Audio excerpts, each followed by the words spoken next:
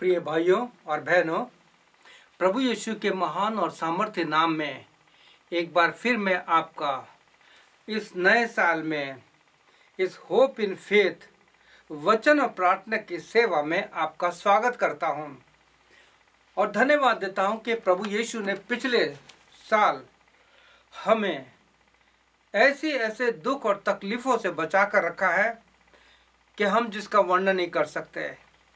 लेकिन धन्यवाद देते हैं हमारे पवित्र शास्त्र बाइबल परमेश्वर के वचन के लिए कि जिसमें इतनी प्रतिज्ञा लिखी हुई है कि जब हम उन प्रतिज्ञाओं को देखते हैं और अपने यीशु को धन्यवाद देते हैं तो प्रिय भाई बहनों, हमारा हृदय आनंद से भरा रहता है।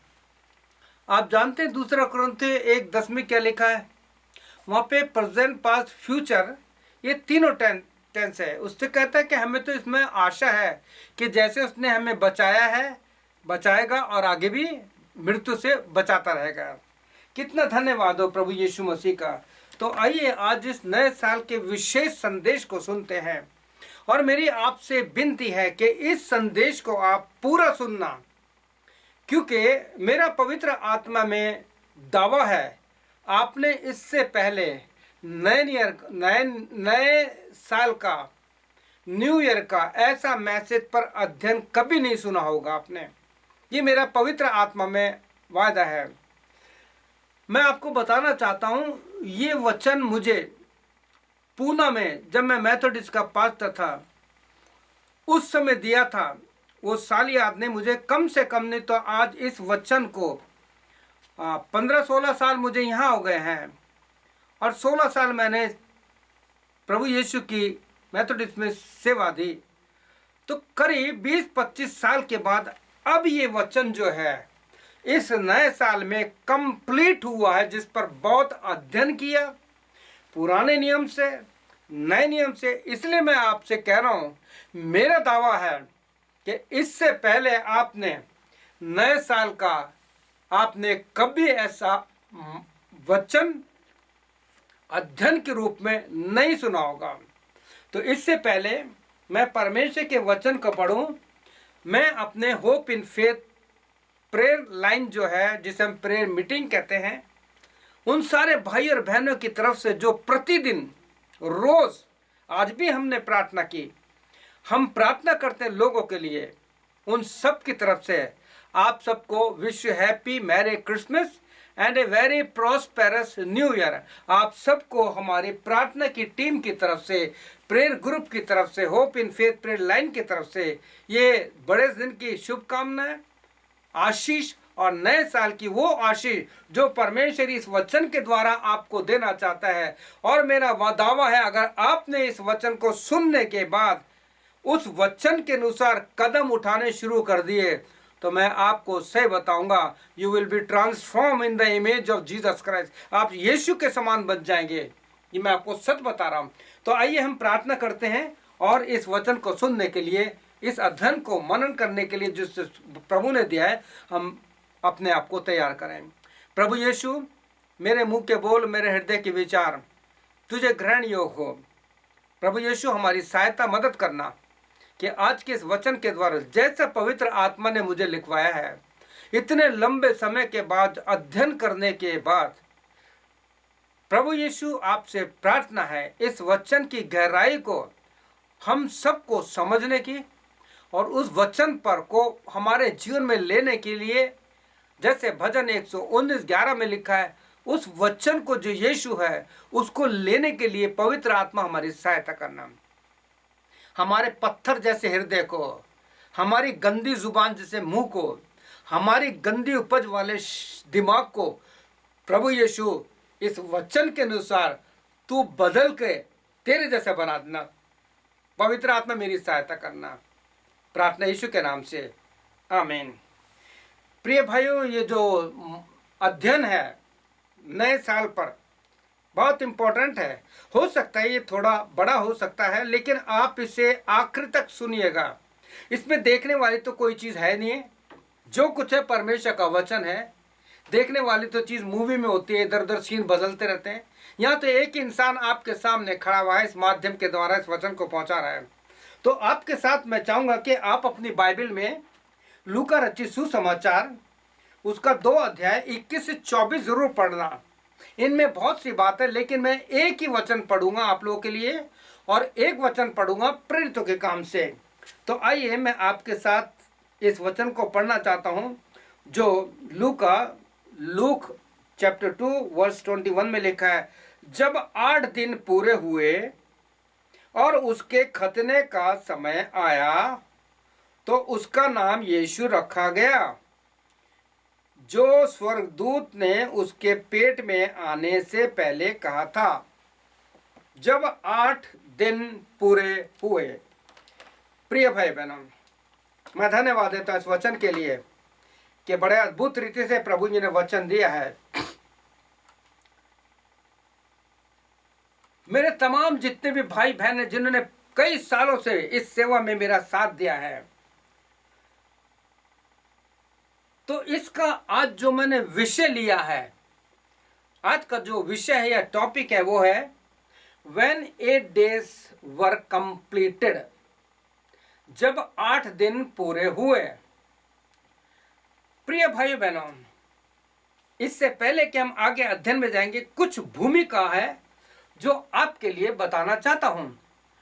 यहां इस प्रकार से है जो मैंने प्रभु की पवित्र आत्मा में लिखा। पुराना साल कैसा था, सवाल ये उठता है। कुछ लोग अपने खट्टे मीठे अलग अलग अनुभव बताते हैं। कुछ लोग तो कहेंगे पुराना साल हमारे लिए बहुत ही खराब था। विशेषकर ये जो अनएम्प्लॉयमेंट, भूखमरी, मरी और अलग अलग चीजें फैल रही हैं। पुराना साल कैसा था और कैसा चला गया पता भी नहीं चला। कैसे चला गया पता भी नहीं चल गया। कहीं से भी एक भी गुड न्यूज नहीं आई पूरे साल में। पूरे हमारे देश भारत में, दुनिया के अलग देशों में मार काट, लड़ाई झगड़े, ये सब कुछ चलता रहा। प्रिय भाई बहनों, आज लोगों के घरों में, कलीसियाओं में और लोगों के जीवन में यीशु मरता जा रहा है। आप जानते हैं क्यों यीशु मरता जा रहा है? हमने क्रिसमस बनाया। क्रिसमस से आपने क्या देखा? जहां यीशु मसीह को पूरा स्थान दिया जाता था, वहां केवल यीशु मसीह दिखाई देगा आपको। बाकी वीडियो देख लेना आप, फेसबुक पे आपको पता लगेगा क्या देखा। तो मैंने जो लिखा है अपने अनुभव के अनुसार कि आज के समय में आपको पिछले साल कोई न्यूज नहीं मिली, अच्छा समाचार नहीं मिला, परंतु आज समाज में, मसीह समाज में, घरों में, कलीसियाओं में यीशु मरता जा रहा है। यीशु अगर जिंदा है तो आज मसीहत क्यों मरी पड़ी है, सवाल ये उठता है। आप जानते हैं आज लोगों ने किसको जिंदा कर दिया है? सेंटा क्लॉज को जिंदा कर दिया है। And Santa Claus is more popular than Jesus Christ. आज लोग, बच्चे, उनके माँ बाप भी बच्चों को सिखाते हैं यीशु कुछ नहीं है, सेंटा क्लॉज है। नया साल जैसे ही नवंबर आता है, बच्चों के मुंह पे एक ही बात होती है, और अन्य जातियों के भी, और अन्य जाति भी लोग इस बात को मानते हैं। पिछले दिनों परसों तरसों मैं न्यूज देख रहा था, वहां पे लोग सेंटा क्लॉज का पुतला जला रहे थे और उस सेंटा क्लॉज को उन लोगों ने बताया ये ईसाइयों का भगवान है। फेमस कर दिया ना आपने, तो लोग तो ये सोचेंगे ना यीशु मसीह कुछ भी नहीं है, जो कुछ है सेंटा क्लॉज है। लोग लाल कपड़े पहन के मास्क लगाकर नाच गाने करते हैं। क्या ये क्रिसमस है? क्या यीशु कहाँ है आपके नए साल में? आपके क्रिसमस से यीशु कहाँ था? मैं आपसे पूछ रहा हूँ। बहुत से लोगों को पसंद नहीं आएगा ये के, लेकिन प्रिय भाइयों बहनों, एक सच्चाई बता रहा हूँ कि परमेश्वर के वचन के अनुसार अब समय आ गया है कि हम सेवकों को एक डॉक्टर के समान काम करना पड़ेगा। आप जानते हैं डॉक्टर क्या करता है? किसी बीमारी को शरीर में से निकालने के लिए, कैंसर जैसे रोग को निकालने के लिए वो गहराई तक जा करके उस बीमारी को निकालता शरीर से। वो देखता नहीं है कि मरीज को दर्द हो रहा है। कई बार आपने देखा होगा, चोट लग जाती है तो स्टिच करते हैं तो बिना सुनकर चिल्लाते लोग। हड्डी टूट जाती है तो उस समय को सुन नहीं करते, किस प्रकार से दर्द होता है, लेकिन वो डॉक्टर इलाज करता है। आज आपको और हमको ऐसे डॉक्टर के पास जो यीशु मसीह है उसके पास जाना है, ताकि वो हमारे जीवन की गहराई तक जा करके उस पाप का, बीमारी का, रोग का इलाज कर सके। और ये तभी होगा जब हम प्रभु के सेवक लोग ईमानदारी से, गंभीरता से प्रभु यीशु के इस वचन को पूरा प्रचार करेंगे।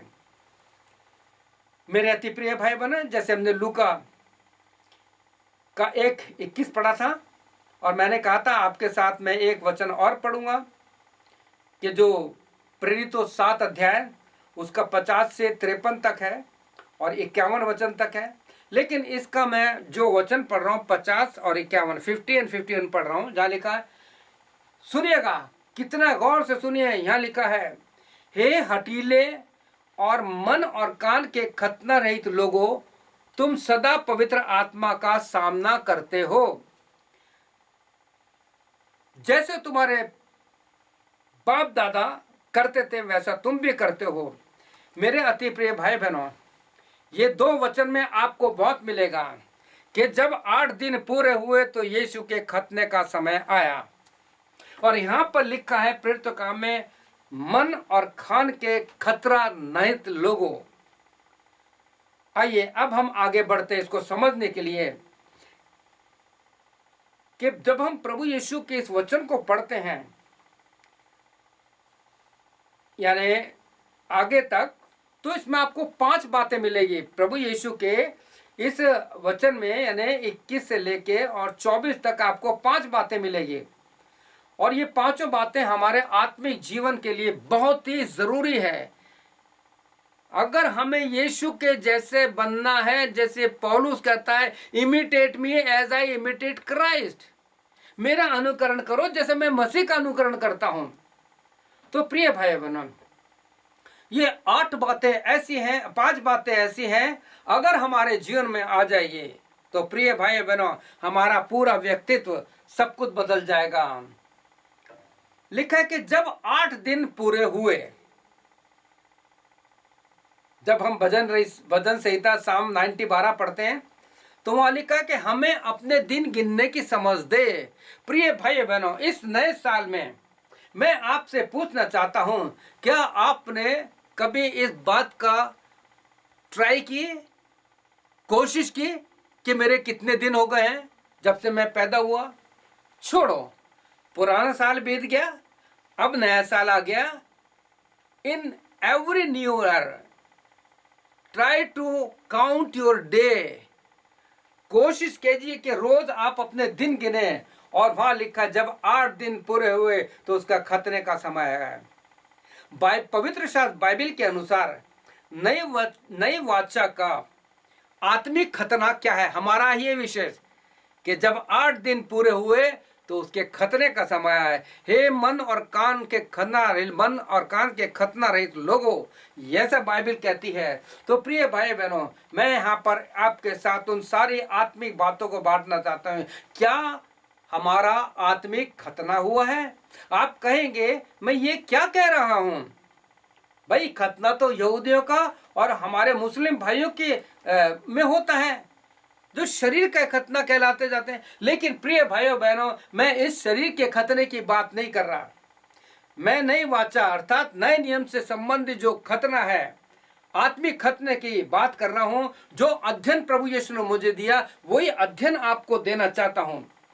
नई वाचा में और न्यू टेस्टामेंट यानी नए नियम के अनुसार हमारा आत्मिक खतना होना बहुत जरूरी है। अगर हमारा आज ये वचन जो आपके साथ मैं बांट रहा हूं, आपने इसको अच्छी तरह से समझ लिया और आगे जो सारी बातें उसको एक एक करके अपने जीवन में ले लिया, मैं आपको बताना चाहता हूं कि हमारा जीवन बिल्कुल परिवर्तित हो जाएगा। इस वचन को कई सालों तक अध्ययन करने के बाद पहले मैंने अपने आप पर इसका लागू किया, और तब आज मैं उस सामर्थ्य से आपके सामने खड़ा हूं।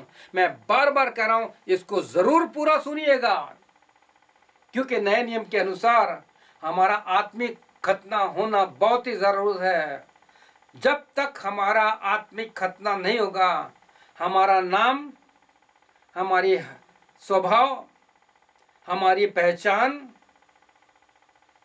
वो ही पुरानी जैसी रहेगी। लिखा है जब 8 दिन पूरे हुए उसका खतने का सामान आया, उसको एक नाम दिया गया, उसका नाम रखा गया, उसको एक पहचान दी गई कि उसका नाम यीशु रखना, क्योंकि वो अपने लोगों का उनके पापों से उद्धार करेगा। प्रिय भाइयों बहनों, केवल यीशु मसीह जो पापियों का उद्धार करने आया। प्रिय भाइयों, आप जानते हैं अगर आपके जीवन में इस अध्ययन को आपने ले लिया तो आपके जीवन में पवित्र शास्त्र बाइबल की वो बात पूरी हो जाएगी जो दूसरा कुरिन्थियों 5:17 में लिखा है, सो अब जो मसीह यीशु मसीह में है, जिनका आत्मिक खतना हो गया है, वो एक नई सृष्टि है, पुरानी बातें बीत गई, देखो नई हो गई। प्रिय भाइयों बहनों, मैं बहुत से ऐसे लोगों को जानता हूं जो अपने आप को विश्वासी कहते हैं, लेकिन उनके मुंह से जब मुंह खुलता है तो जहर उगलते हैं, वो गालियां देते हैं, घर की शांति को भंग कर देते हैं, वो कोई दिन या रात नहीं देखते, जब देखो बस मुंह खोलना है। इसलिए परमेश्वर का वचन आपसे कहना चाहता है कि यदि हमने अपने जीवन में इस आत्मिक खतने को ले लिया तो प्रिय भाई बहनों, हमारा जीवन बदल जाएगा। तो यहाँ पे हमने पहली चीज देखी है, जब 8 दिन पूरे तो उसका खतने का समय है, उसको एक नाम दिया गया। प्रिय भाइयों बहनों, आपसे प्रार्थना विनती है, क्या हमें किस नाम से लोग पहचानते हैं? बाइबल के अनुसार परमेश्वर चाहता है कि हमारा नाम, हमारी पहचान, सब कुछ बदल जाए ताकि हम प्रभु यीशु मसीह के स्वरूप में बन जाए। उसको नाम दिया गया। मैं आपसे पूछना चाहता हूं, हमारा नाम जो होता है हमारी पहचान होती है, जिसको बुलाया जाता है उसको नाम से बुलाया जाता है। पवित्र शास्त्र बाइबल में लिखा है कि यीशु अपनी भेड़ों का, अपने लोगों का नाम लेके बुलाता है। उत्पत्ति के पहली पुस्तक में हम देखते हैं कि परमेश्वर ने आदम का नाम नहीं था, उसको आदम कहा गया, तो उसको आदम कह के बुलाया गया, तू कहां है। उसके बाद यीशु मसीह देखते हैं जब भी चेलों को बुलाया तो उनका नाम लेके बुलाया। प्रभु यीशु आपके नाम को जानता है, उनकी पहचान थी। हमारी पहचान क्या है? परमेश्वर के वचन में लिखा है कि जब हम प्रभु यीशु मसीह के पास आते हैं और उसके जीवन दे देते हैं तो लिखा है कि प्रेरितों के काम 11:26 में लिखा है, आप पढ़ेंगे कि किस प्रकार से जब अंताकिया में शेले आए तो लिखा है 1 साल तक भाड़े के मकान में रहे, चेलों का जीवन देखा, उनके जीवन की बातों का ढंग देखा, वो क्या बोलते हैं, क्या बताते हैं, उसके कारण उनका जीवन का, उनके नाम का इतना प्रभाव पड़ा कि बाइबल में पहली बार आया है कि चेले सबसे पहले अंताकिया में मसीह कहलाए। मैं आपको फिर बताना चाहता हूं मेरे अति प्रिय भाइयों बहनों, बाइबल के अनुसार ईसाई शब्द नहीं है, बाइबल में ईसाई शब्द है ही नहीं। बाइबल में या तो मसीही है या क्रिस्टी है या क्रिश्चियन है। इंग्लिश में क्रिश्चियन कहलाए, देवर कॉल्ड क्रिश्चियन, वो मसीह कहलाए। प्रिय भाई बहनों, जब तक हमारे जीवन में वो दिन जैसे यीशु मसीह के जीवन में पूरे हुए थे हमारे जीवन में पूरे नहीं होंगे, ना तो हमारा नाम बदलेगा, ना हमारी पहचान बदलेगी, ना हमारी भाषा बदलेगा, ना हमारा स्वभाव बदलेगा। हम जैसे पुराने साल में थे वैसे ही रहेंगे। हमारा स्वभाव बदलना बहुत जरूरी है। प्रभु यीशु के वचन में फिलिपियों 2:5 में लिखा है ना कि जैसा मसीह यीशु का स्वभाव था वैसा तुम्हारा भी हो। Let this mind be in you which was also in Jesus Christ. Yeshu के जैसा सवाल न होना चाहिए। प्रिय भाई और बहनों, आगे एक और चीज देते हैं। जब 8 दिन पूरे हुए तो उसको यीशु के पास लाए, उसका अर्पण हुआ, यीशु को प्रभु के पास लाए, मंदिर में लाए। क्या हम स्वयं को और अपने बच्चों को इस नए साल में प्रभु यीशु के पास लाएंगे? क्या उनके जीवन में आदत डालेंगे संडे स्कूल के? क्या उनको बताएंगे प्रभु यीशु मसीह के बारे में कि यीशु मसीह पैदा हुआ था, सेंटा क्लॉज नहीं है, वो तो मर गया। लोग मरे हुए को जिंदा करके अपने चर्चेज में लाते हैं, अपनी पार्टी में लाते हैं। ये घोर पाप है, प्रभु यीशु मसीह के जन्मदिन का अपमान है। मैं आपसे फिर कह रहा हूं, अगर अब तक आपने किया है, इस वचन को सुनने के बाद अपने दिमाग का, अपने मन का खतना कर लेना और कहना कब यीशु मसीह जिंदा है हमारे जीवन में, सेंटा क्लॉज जिंदा नहीं है। क्या आप और अपने आप को, अपने बच्चों को प्रभु यीशु मसीह के पास लाएंगे? मेरे को भजन साम 84 उसका 3-4 बहुत अच्छा वचन लगता है। आपको समय मिले तो साम 84 जरूर पढ़िएगा, आगे तक आपको बहुत आशीष मिलेगी। वहां पे परमेश्वर का दास कोरे वंशियों का भजन है ये। वो एक ऐसी सच्चाई को हमारे सामने रखते हैं। वो कहते हैं कि तेरी बेदियों में गोरैयों ने घोंसला बनाया, सुपा बेनियों ने अपने घर बनाए हैं जिसमें वो अपने बच्चे रखती है। हे राजा, तेरा जो भवन है, तेरा मंदिर है, कितना अच्छा है। हमने अपने बच्चों को और अपने आप को कहाँ रखा है? क्या हमने अपने आप को प्रभु यीशु के लिए इस नए साल में अर्पण किया है? यदि नहीं किया तो प्रिय भाई बहन, आज ये वचन आपसे बात कर रहा है। अपने मन का, अपनी जुबान का, अपने दिमाग का, अपनी आत्मा का खतना कर लीजिए ताकि आपका जीवन यीशु के जैसे बन जाए। आगे एक और चीज है, जब यीशु मसीह के 8 दिन पूरे हुए तो उसका खतना किया गया, उसका नाम रखा गया, उसे यीशु के पास लाए और उसके लिए धन्यवाद की भेंट चढ़ाई। आप जानते ना, 2 पंडुकी के बच्चे चढ़ाए। पवित्र शास्त्र बाइबल में आपको मैं इस पवित्र शास्त्र से ये बताना चाहूंगा कि पवित्र शास्त्र बाइबल में परमेश्वर ने आपको कुछ दान करने के लिए कहा है। देखिए, चर्चेज में ज्यादातर प्रचार किया जाता है 10% का, 10वां अंश लेके आओ परमेश्वर के लिए। लेकिन प्रिय भाई बहनों, मैं इसे अलग रूप से इस्तेमाल करता हूं। मलाकी में लिखा है सारे 10वां अंश भंडार में लेके आओ। मैं इसको इस प्रकार से कहता हूं कि सबसे पहले हमारे जीवन में हमारा परमेश्वर, हमारा यीशु हमें 24 घंटे देता है। 24 घंटे में कितने घंटे कहाँ जाते हैं ये सब आप जानते हैं प्रिय भाई बहनों। लेकिन मैं आपसे कहना चाहता हूं एक बात कि 24 घंटे के अनुसार हमारा 10% जो है, जो प्रार्थना का है, वो 2 घंटे 40 मिनट होते हैं। 10%।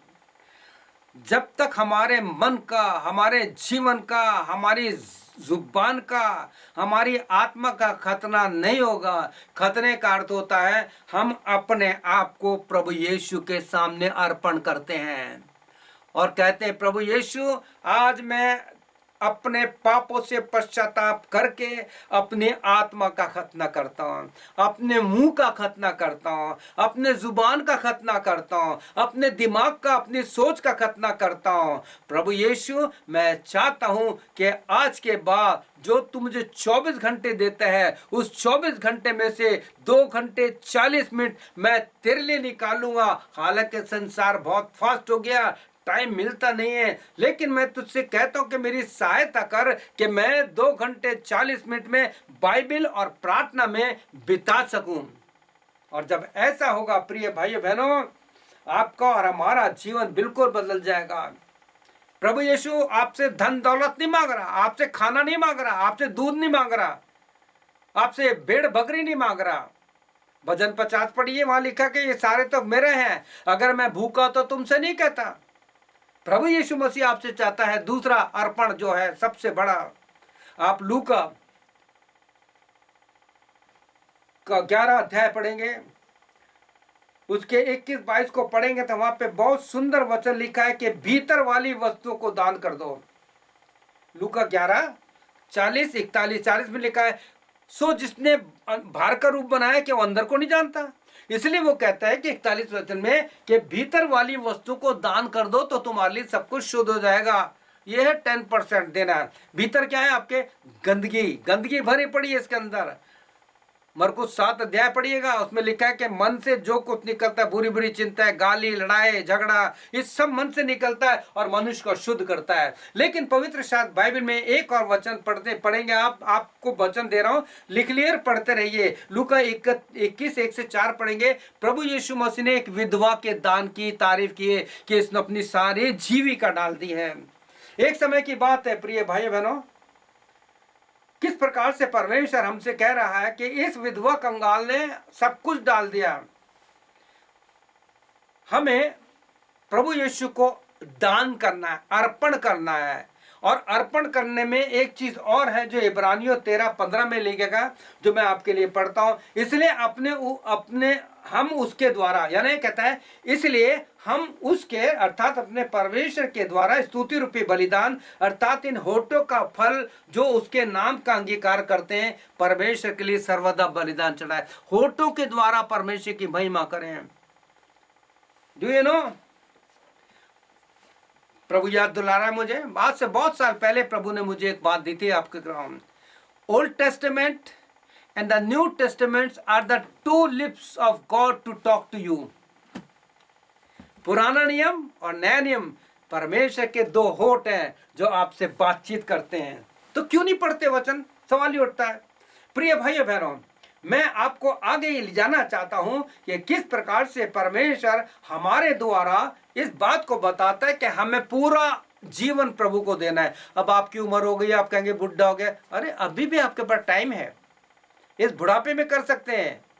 आप पढ़िए मूसा का जीवन, 34 अध्याय पढ़ेंगे, उसके 7 वचन में कि किस प्रकार मूसा का जीवन था जो परमेश्वर से आमने सामने बात करता था।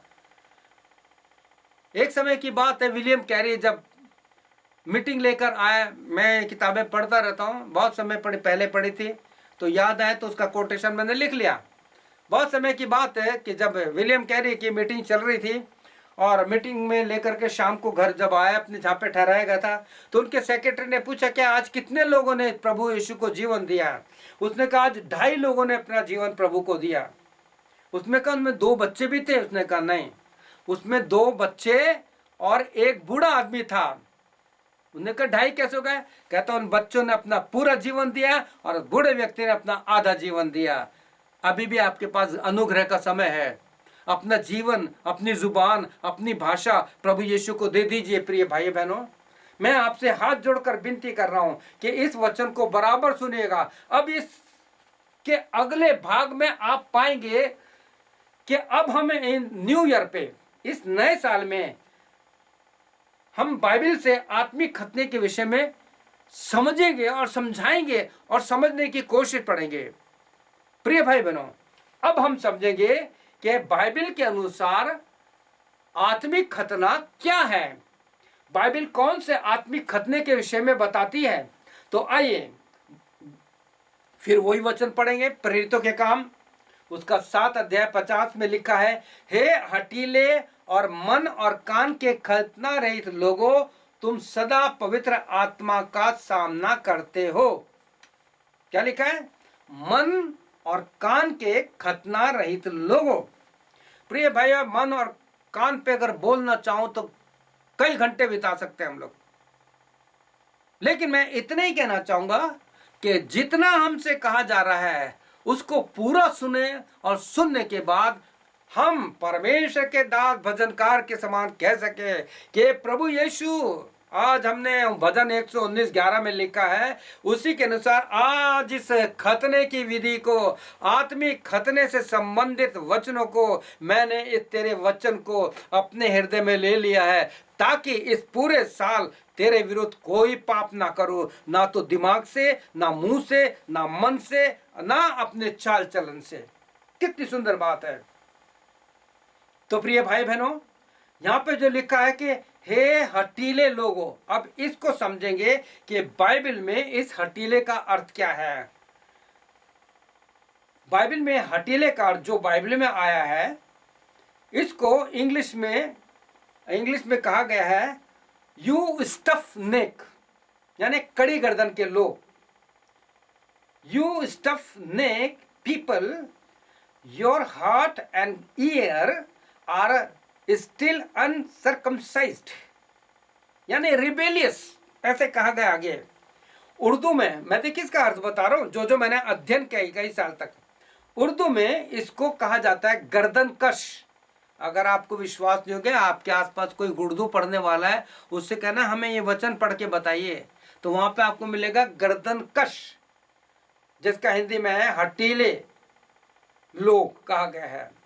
इस शब्द की तुलना, आप सुनिए, ये जो गर्दनकश है, हटीले लोग हैं, कठोर मन के लोग हैं, हटीले मन कहे गए, इनकी उपमा जो अध्ययन करने के बाद जब आगे तक जाते तो इस उपमा को जो मैंने एक किताब में पढ़ा था, उसमें इन हटीलों की उपमा एक बैल से, एक ऑक्स जिसे कहते हैं, उससे की गई है। ये एक अलग प्रकार का बैल होता है जिसकी गर्दन बहुत छोटी होती है, कड़ी होती है, जिसके कारण एकदम से घूम नहीं सकता। और फिर ना तो इसको योक में हल के लिए जोता जाता है, ना इसे कोल्हू में तेल निकालने के लिए। क्यों? क्योंकि मुड़ नहीं सकता। तो इसका एक ही स्थान रहता है कि ऐसे बैल को कसाईयों के यहाँ बेच दिया जाता है। आपको कभी देखने का मौका मिले तो ऐसे बैल की स्टडी कीजिएगा। मेरा वो अध्ययन मैं आपको नहीं देना चाहता, क्योंकि हालांकि इस पर बहुत सा अध्ययन किया है मैंने।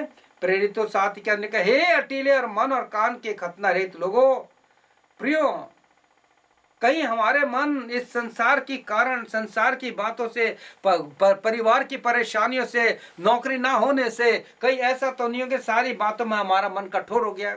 कहीं ऐसा तो नहीं कि हमारी पत्नी के कारण घर में कलह होता है। कहीं ऐसा तो नहीं पति के कारण घर में कलह होता है। कहीं ऐसा तो नहीं हमारे बच्चों के कारण घर में शांति भंग होती जा रही है। इसलिए आपसे प्रार्थना है, इस हटीले मन को आज इस नए साल में प्रभु यीशु के पास आकर उसे अर्पित कर दीजिए और खतना करा लिए अपना आत्मिक।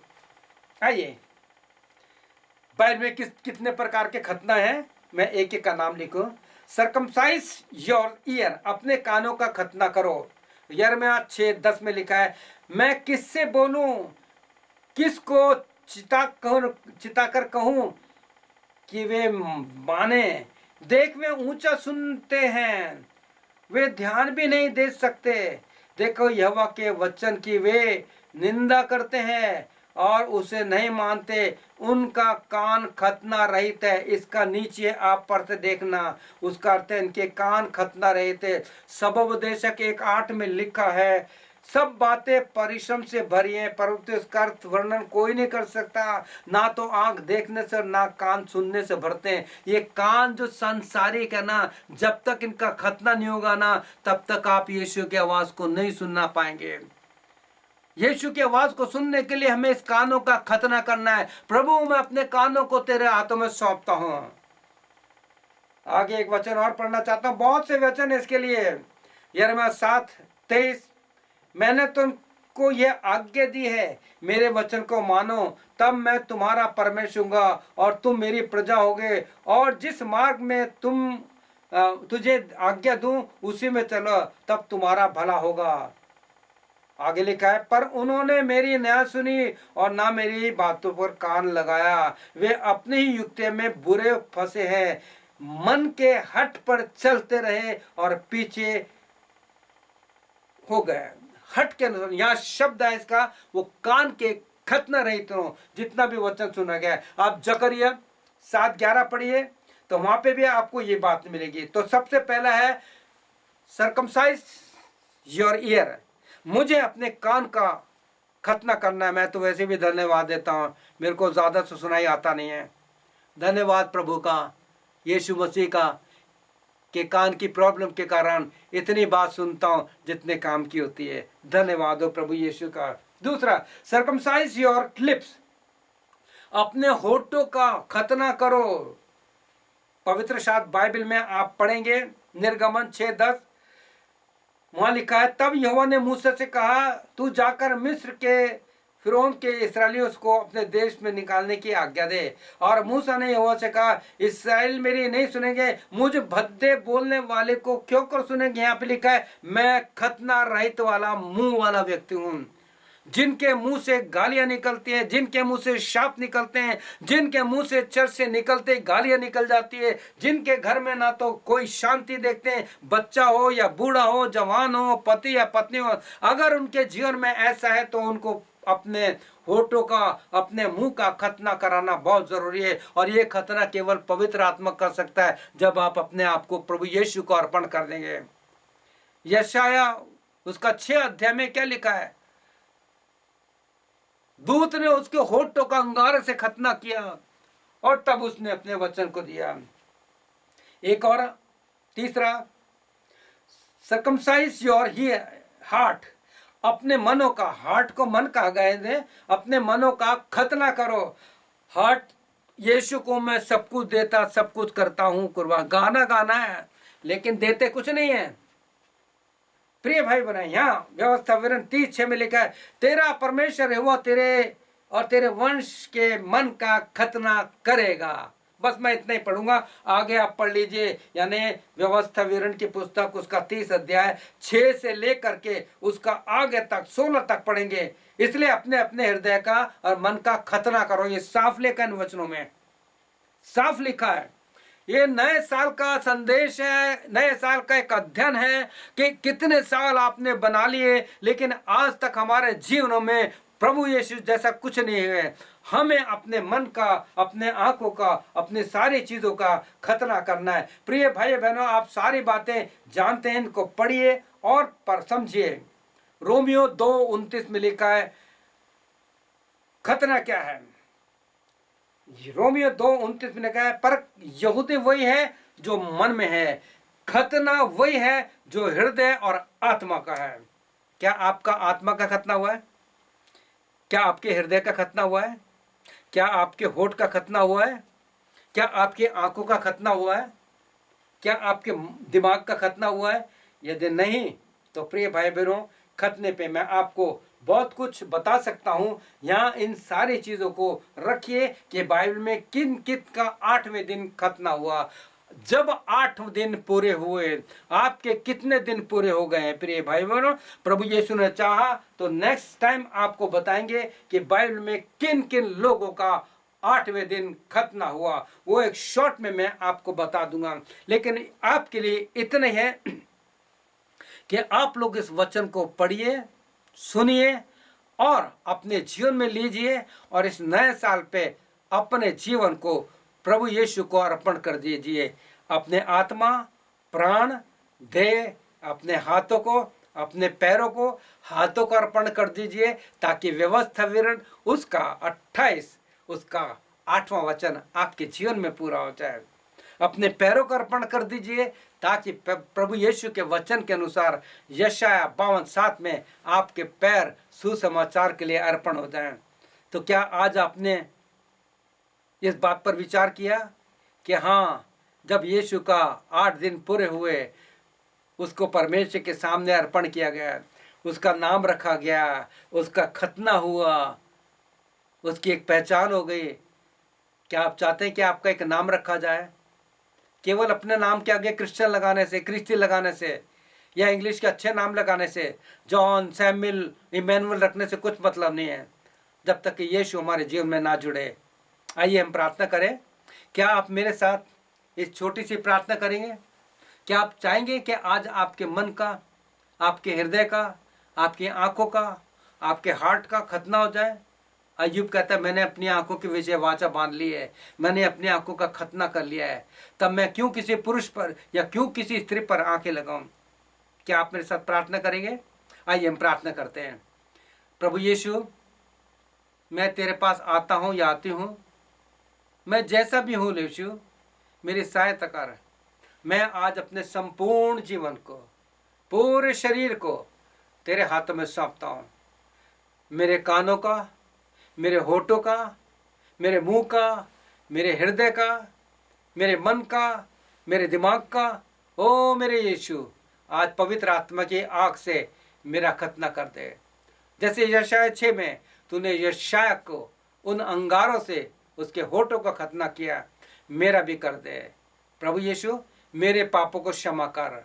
मैं वायदा करता हूँ या करती हूँ कि मैं इस नए साल में पूरी बाइबल पढ़ूंगी, प्रार्थना में समय बिताऊंगा या बिताऊंगी। प्रभु यीशु, आज से जीवन तेरा है। प्रार्थना यीशु के नाम से, आमीन। प्रिय भाई बहनों, अगर आपने इस वचन को सुना है, मैं फिर कह रहा हूं कि आप अगर इस वचन पर और अध्ययन चाहते हैं तो आप मुझसे संपर्क कीजिए। मेरा जो नंबर है +1 780-909-0645, ये मेरा व्हाट्सएप नंबर है। आप हमारे साथ रोज प्रेयर मीटिंग होती है जब इंडिया में 10 बजते हैं। आप हमारे साथ जुड़िए और देखिए किस प्रकार से लोग प्रार्थना करते हैं। प्रभु यीशु आपको आशीष दे। Wish you very happy new year. इस नए साल की आत्मिक आशीष, आत्मिक जीवन में आपकी भरपूरी हो। आमीन और फिर आमीन। May God bless you.